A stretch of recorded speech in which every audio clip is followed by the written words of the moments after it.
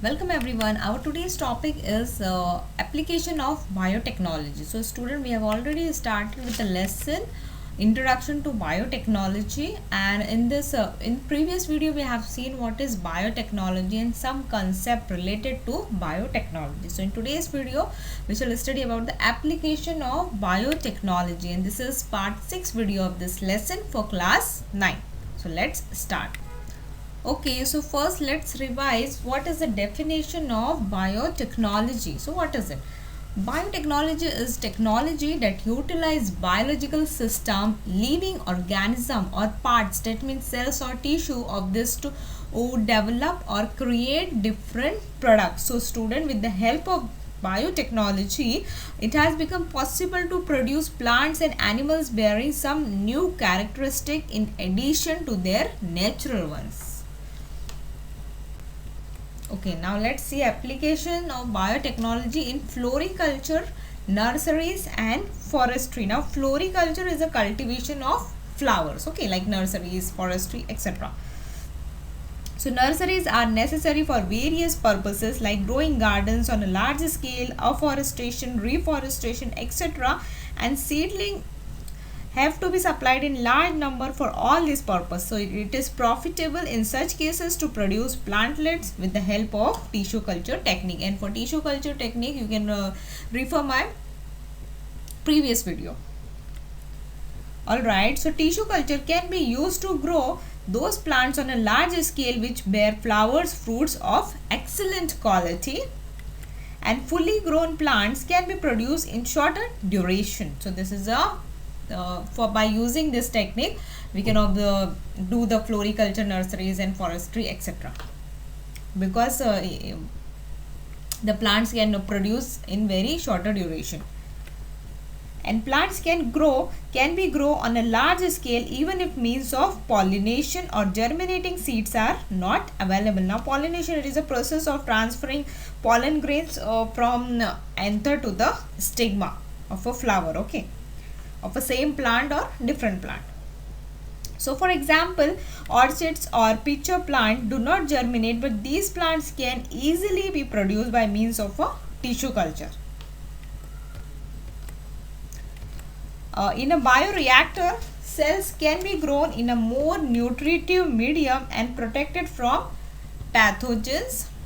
And bioreactor are useful for producing plantlets on a very large scale. So alongside you can observe the bioreactor and production of a plantlet. Okay, so bioreactor, you can observe it is a cylindrical vessel in which the biological reaction takes place, and in this reactor the nutritive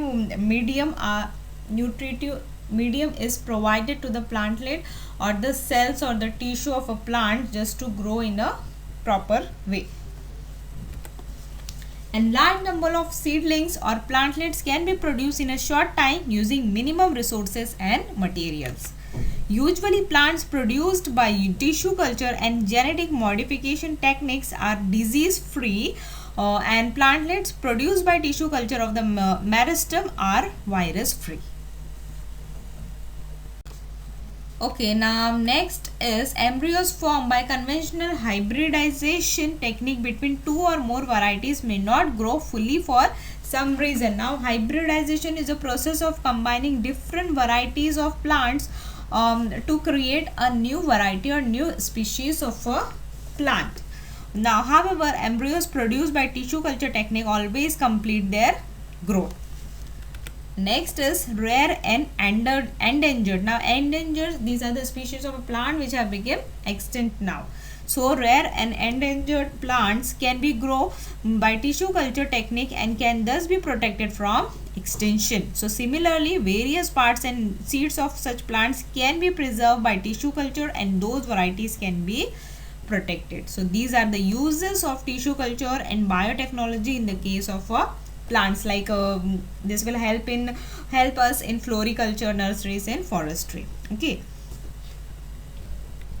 now next part we have, this is a very beautiful land, so agri-tourism. Okay, so agri-tourism is referred to a people visiting working farms or other agriculture operation for the purpose of enjoyment, education or other activities involvement related to the agriculture. Okay, so if sufficient land is available, the emerging field of agritourism would be a very good business. And plantlands of flowering, medicinal, ornamental, vegetable plants and fruit trees can be produced on a large scale by the tissue culture technique. And by growing some of the plants fully, self-sufficient agritourism center can be developed. So this is also a very good type of a business. Okay, now here are the some plants like mango, chiku or sapota, guava, coconut, custard apple and some other regional fruit trees. Next, shade-giving local or exotic attractive plants, ornamental and flowering plants, butterfly garden, medicinal plant garden and organic vegetables and fruits. So these type of a plants, garden we can create, or agricultural farm we can create just for the business purpose. So in this field, biotechnology and tissue culture technique is very helpful in this business. So people visit places with such attraction in a large number, and selling plantlands and seedlings, fruits, vegetable at such places can be quite profitable. Alright, now next is agro complementary occupation. So here we have three types of agro complementary occupation. First is animal husbandry, B poultry farming and C is sericultural. So let's study one by one this occupation. Alright, so what is this? This is related to animal husbandry. Okay. So first of all, animal husbandry, this is a branch of agriculture that focuses upon the proper feeding, shelter, health and breeding of domestic animals to meet the growing demand for the meat, milk and other products related to these animals. Okay. And in India, animal husbandry is practiced for milk production and for using the cattle as help in farming operation also. For example, cows and buffaloes are raised for milk and bulls and male buffaloes for pulling the heavy loads. So in this way the cattle are used. Now local Indian varieties of cows like Sahiwal, Sindhi, Gir, Lal Khandari, Devni, Khilari, Dangi, etc. are exotic varieties like Jersey, Brown Swiss, Holstein, etc. are kept for their milk production. Now proper care of cattle is necessary for a clean and high yield of milk. So here in animal husbandry, the proper care and all the necessary care should be taken related of the cattle. So here we have some points related to the care and cleanliness of the cattle. So first one, a balanced diet, that is which includes all the constituent of food should be given to the cattle. It must include fiber rich coarse food, fodder and sufficient water. The cattle shed should be clean and dry with proper ventilation and a roof. Third one, the cattle should be regularly vaccinated. So this all care should be taken of the cattle. Now next type of agro complementary occupation is poultry farming. Alright. So rearing of egg and meat yielding chicken is called poultry farming. And the objectives behind development of new hybrid, that means new varieties from a cross between Indian varieties like Asil and exotic varieties like Leghorn are as follows: to produce good quality chicken in large number, to develop the ability to withstand high temperature, to use byproducts of agriculture as poultry feed, etc. So the Rhode Island Red and New Hampshire, these are the some varieties, hybrid varieties. Now next we have the here column of layers and broilers. Now layers is the chicken raised for the egg purpose and broilers are the chicken raised for meat. And the examples of layers are Leghorn, Minorca, Ancona, Lemon. And broilers we have Brahma, Long Cochin and Asil. Okay, so these are the different examples related to the chicken raised for eggs and for meat. So here we have picture in layers, and the broilers we have this type of pictures. So this is all about poultry farming. Now next agro complementary occupation is sericulture. Now sericulture is a technique of rearing of silkworm for the production of a silk. Alright, so this is a beautiful silkworm on the mulberry leaves.